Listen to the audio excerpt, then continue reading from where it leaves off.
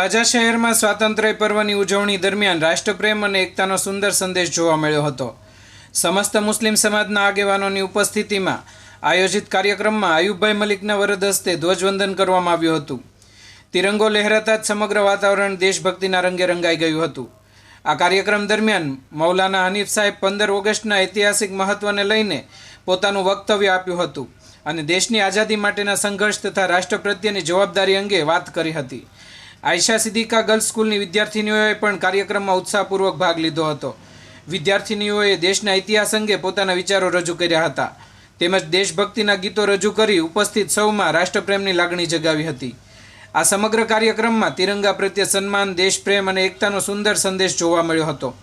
સમાજના આગેવાનો અને ઉપસ્થિત લોકોએ સાથે મળીને સ્વાતંત્ર્ય પર્વની ઉજવણી કરી હતી। નવા ઇતિહાસકારોએ મિટાવી દીધું છે। તમે ઇંગ્લેન્ડ ને અમેરિકાના ઇતિહાસમાં જોશો તો 5.5 લાખ ઉપર મુસલમાનોએ આઝાદી માટે શહીદી વળી છે। એક બે નહીં, મુસલમાન તો આ દેશને વફાદાર હતો અને રહેશે ઇન્શાઅલ્લાહ।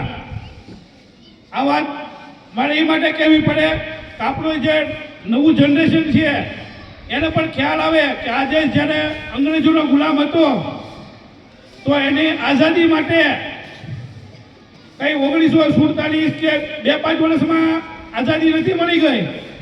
1857 થી તકરીબન 150-200 વર્ષ આપણા દેશના લોકોએ જદ્દોજિહાદ કરી, કુરબાનીઓ આપી, ત્યારે આ દેશ આઝાદ થયો છે।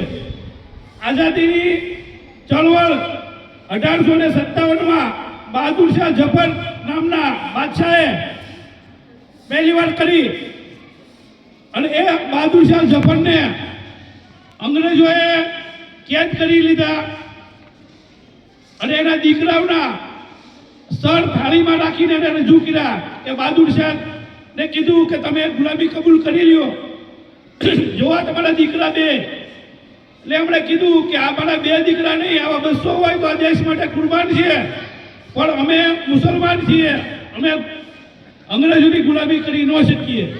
આવી કુરબાનીઓ મુસલમાન બાદશાહોએ આપી છે। એટલે એ બધું આપણને ક્યારે સમજમાં આવશે, ક્યારે જાણવા મળશે? આપણા દીકરા દીકરીઓને ભણાવશું, કંઈક એને એની માટે પાછળ કુરબાની આપશું ભણાવવા માટે, તો આજે આપણે અવડી મોટી સંસ્થા અલ્લાહવાળાએ બનાવી છે તો એનો પૂરેપૂરો આપણે લાભ લઈ અને એની અંદર પૂરેપૂરો સાથ સહકાર આપીએ એવી નમ્ર ગુજારિશ છે। અને મૌલાના હનીફ સાહેબ અને બધા ઉલમાએ કિરામ અને આપણા સ્ટાફના લોકોનો ખૂબ ખૂબ આભાર કે ઘણી બધી મહેનત તળાજા માટે કરી રહ્યા છે એ લોકો, પણ તળાજાના લોકોની પણ ફરજ છે કે તળાજાના લોકોએ આપણી સ્કૂલ કેમ તરક્કી કરે એની ફિકર ચિંતા આપણે કરવી જોઈએ। અને બીજી ગર્વની વાત એક બીજી કહું, આપણે બધાને ખ્યાલ હશે કે આપણે કરીમ બાપુ 1962ના યુદ્ધ એને લડેલું છે અને 1965નું યુદ્ધ પણ લડેલું છે। ભાવનગર જિલ્લામાં કોઈ વ્યક્તિ એવી નહીં હોય કે જેને 2 યુદ્ધ દેશ માટે લડ્યા હોય।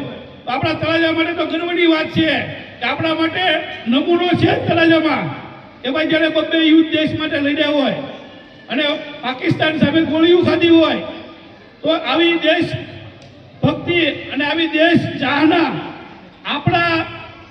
આપણી ઓલાદોમાં કે આપણામાં જાગે એવી અલ્લાહ પાસે નમ્ર ગુજારિશ। જય હિન્દ, જય ભારત।